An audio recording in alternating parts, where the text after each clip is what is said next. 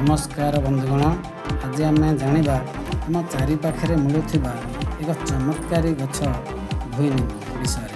यार चेर को सठिक भाव धारण कले ग्रह दोष, नकारात्मक शक्ति और शारीरिक बात दोष किपर मुक्ति मिले आसतु जाना।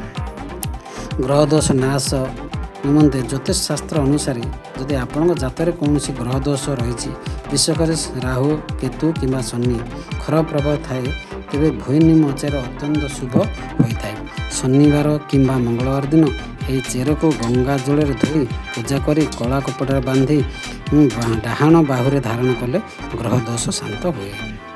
आपण अजणा भय लगुव, खराब स्वप्न आसुव कि घरे नकारात्मक शक्ति भूत दोष थीपरी थिले मन होते तेबे यही चेर को एक लाल धागार बांधि बेकर कि अंटार धारण करूँ। यह एक प्राकृतिक सुरक्षा कवच पर काम करे एवं खराब नजर को दूर रखे।